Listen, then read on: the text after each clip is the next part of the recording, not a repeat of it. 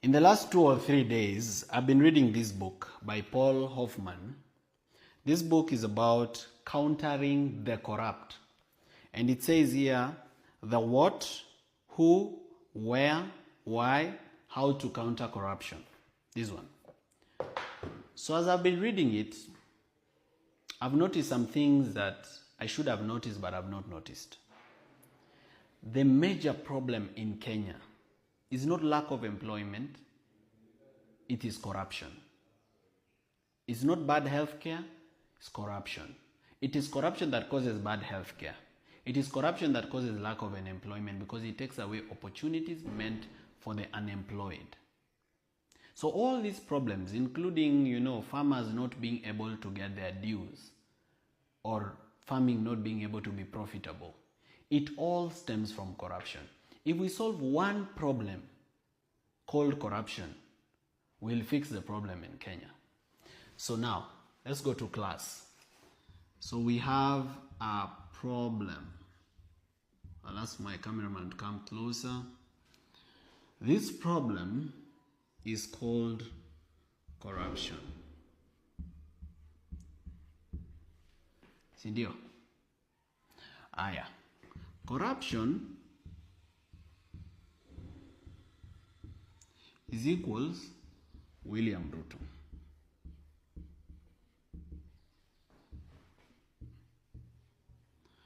Now, I'm not saying William Ruto is the only corrupt leader in Kenya. Virtually most of our presidents have been corrupt. Ministers in government, PSs, governors, MPs, MCAs. But the father currently of corruption, the papa le président de la OFISAD, is this guy. This guy called William Ruto. He's the father of corruption currently. Now, if this guy stops being corrupt, Kenya can be fixed. Or if this guy gets out of power, by whatever means, the corruption in Kenya will reduce. There's only one problem about removing this guy. So, now we are talking about removing the problem. The problem is William Ruto. There's only one problem about removing this guy. Removing this guy is dealing with the symptoms of a disease without dealing with the root cause. Ni kama kukunywa painkiller. Because before you remove William Ruto, you have to ask yourself, who put him there? The person who put him there is someone called a voter. Now, if you remove William Ruto without fixing this guy called the voter, you will bring another Ruto called William Ruto. If you remove William Ruto without fixing this guy called the voter, you bring another guy called William Ruto Pro Max. Ukitoa William Ruto bila kufixi shida, you'll have a William Ruto Pro Max. Because we are a democracy, and a democracy is organized according to democratic election. That means a president is elected by the voters.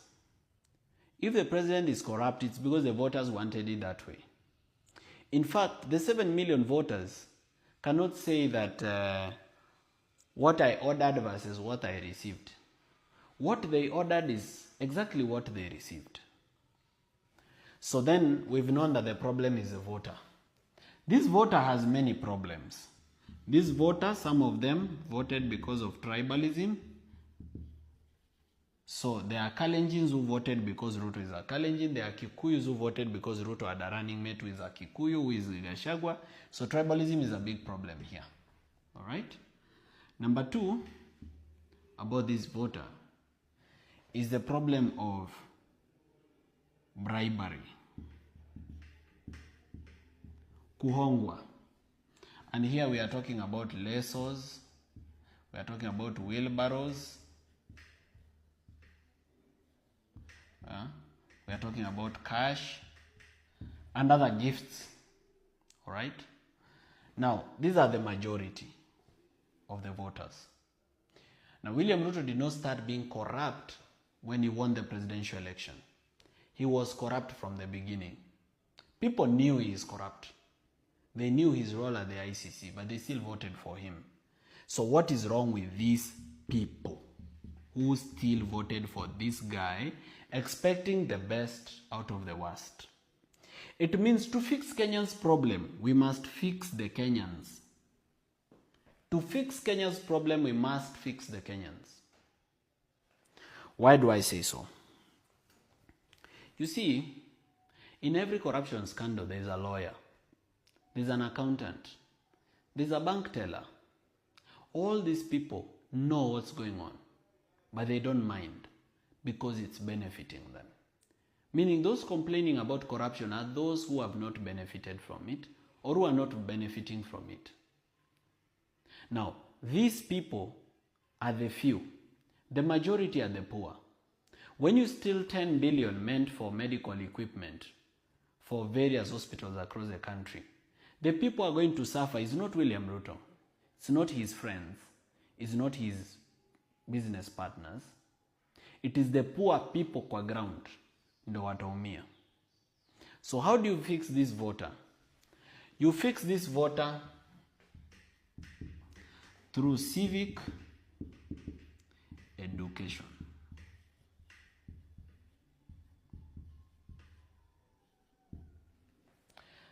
The only way to fix this voter is to educate them, to open their eyes. And sometimes some of the things you're telling them are obvious. There are things that they already know, but you just need to tell them again. That is why I'm always focused on civic education more than protests. Umeanza kunielewa sasa?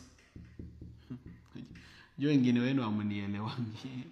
Mnashindonga ni nini mbaya na mimi. Sasa today I want to explain to you my thinking.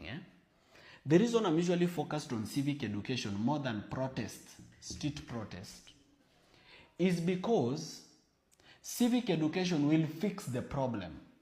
Protest may not fix the problem because you might remove this problem and replace with William Ruto Pro Max, a bigger problem.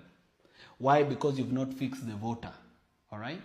Even if a military general takes over through a coup or anything, they can be William Ruto Pro Max. All right? So now, this civic education, how do we do it? One way is the Vampire Diaries. What the Vampire Diaries does is it shows Kenyans how corruption affects them. Simple. Ule Mkenya wa kawaida inamuonyesha vile ufisadi inamuaffect. How else can we do this civic education? Word of mouth. If you talk to people in your family, in your place of work, watu wawili tu, watatu, wenye mnafanya nao job uko nao familia moja, if you talk to them, by just word of mouth, business partners, customers, you can fix this problem. You can talk to them, you can give them civic education. The other way is through media.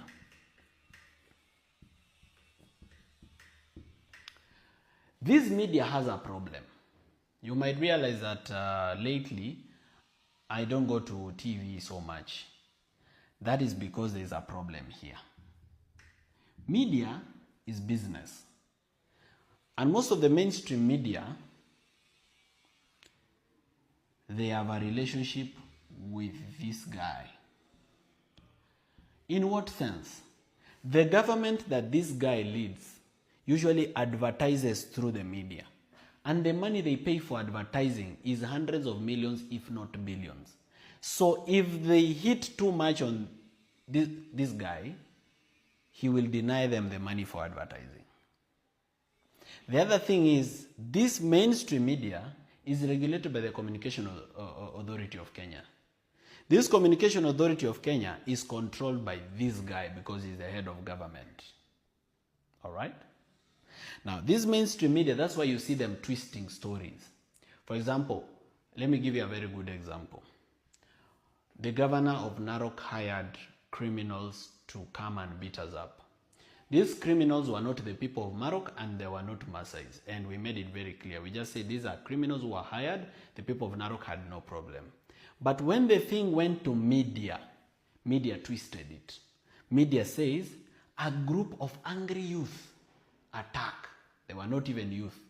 What was the media trying to do? To show that the youth were disunited. Why? Because the youth have attacked their fellow youth. Therefore, youth are not united. That's mainstream media. All right? That is why we have other media. Right? So let me wrap here now. So I think hii simshapata hii sasa inaweza futa. All right, class. So we are moving nicely. So we've already identified the problem of mainstream media. So now, tunataka tuongelee other media that we can use. One such media is social media. Now, the government doesn't have control of social media because it's millions of people tweeting, Facebooking, Instagramming, and TikToking at the same time. They're not able to control it unless they shut it down. So what do? Now, kwa social media, they've not been able to control Facebook so much, or Instagram, or TikTok. But they've been able to control one. It's called X. Now, what happens in X is that there's a team of about 20 youth. Sometimes they are at Mudavadi Center, sometimes they are at KICC. All these 20 youth, each of them has about 30 X accounts. So in total, these 20 people have 600 X accounts. Now, these people, they use these 600 accounts to spread propaganda and spin the narrative in the favor of what they want. One way they can do it is to discredit people who say the truth. For example, if I say the truth about a particular thing, they mark me. Then they look for something very frivolous or some propaganda. Then they use their 600 accounts to make it trend so that a Kenyan like you will not believe what I'm telling you because they are taking away my credibility so that you don't trust me next time I tell you something. But the other media, they have not been able to control it. So this is social media also, we can just call it digital media.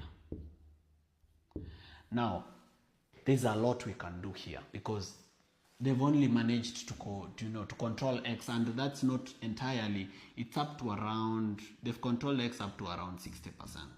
They've been able to deal with it up to 60%. There's so much social media left. There's TikTok, there's FB, there's IG, and there's YouTube, and Snapchat, and many others. How can you use this to cause change in your family or in your community? You can record a video, you can write something about change, you can post a picture about change. If you're a graphic designer, you can design something and post it on media. It will go viral. That's another way you can do civic education. Another way you can do civic education is organized campaign.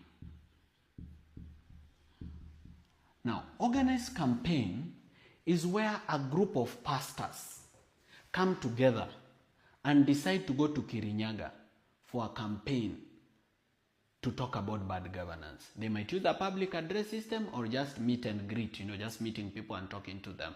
The way Jehovah Witness wanafanyanga.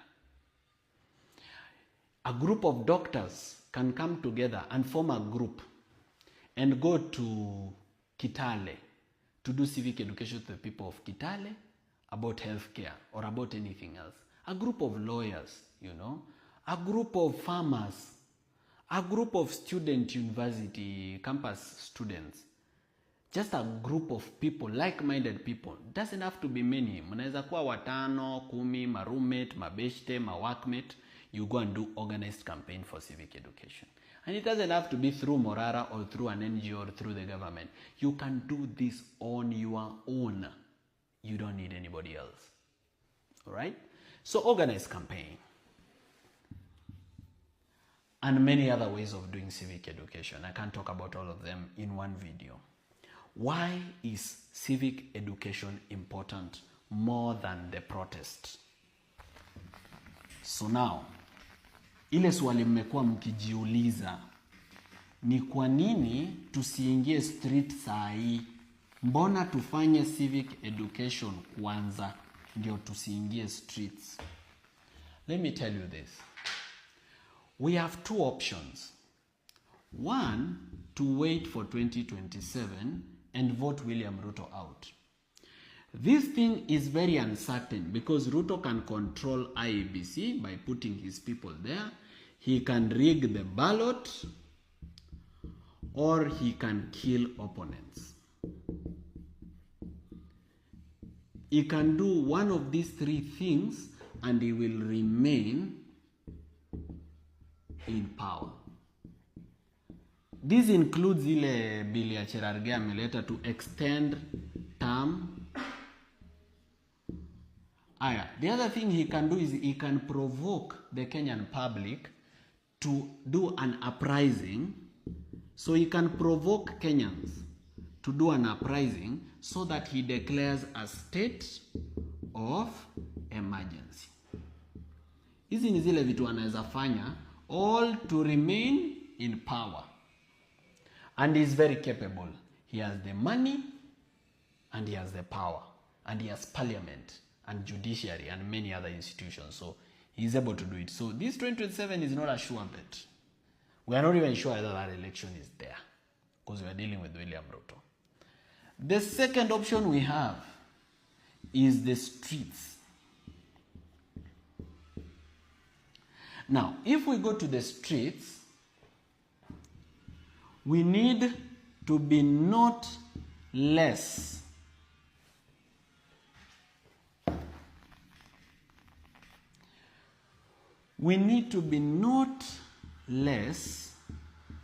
than 1 million people. We need to be more than 1 million people in the streets, and we are not going home until William Ruto leaves. For us to achieve this more than 1 million people, that is where civic education comes in. 80% of Kenyans, they know something is wrong with Kenya. But when they see the young people going to the street to demonstrate against the government, they are like, ai, muna tu inconvenience. Mimi sasa mumeblock barabara, ningekuwa nimeenda job. Mumeblock barabara, ningekuwa nimeenda kwa biashara yangu. Hivyo leo sitauza. They don't know that if this government continues this way, they will not have a job and they will not have a business. So we need to do civic education to them so that we achieve these numbers. Now, without 1 million people plus, kuendelea, 2 million, 3 million, without 1 million people and above in the streets, we should not go to the streets. Why? Death without gain. Let me write here. Death without gain. Now, wengi wenu umeniambia, Morara, tuite tu maandamano. Tuko ready kuenda. We tuambie tu siku. Sisi tutatokezea. I know mnataka kutokezea. But nikipima hesabu zangu, nyinyi wenye mtatokezea, hamko wengi sana. Hamjafika ile namba inahitajika. Ndio maana sijawaita. Mko willing, lakini hamtoshi. Can you now take that energy yenye mko nayo ya kukuja kwa street, muende mchukue wenzenu? That's why I went to Narok. I went to look for new ambassadors wenye wanaweza to join when we call for this. So death without gain namaanisha watu watakufa na tutalose. Watu watauawa because Ruto will use lethal force. Tapiga risasi, wataabduct, tutafanya vitu mingi. And I don't want to die without gain. Sitaki kufa kama sija achieve chenye nataka kufanya. That's why I don't want to die for free. I want to die for something. That's why I don't want to go to the streets without the numbers. The numbers to achieve whatever has taken us to the streets. All right. Now, To achieve these streets, we've agreed we need civic education.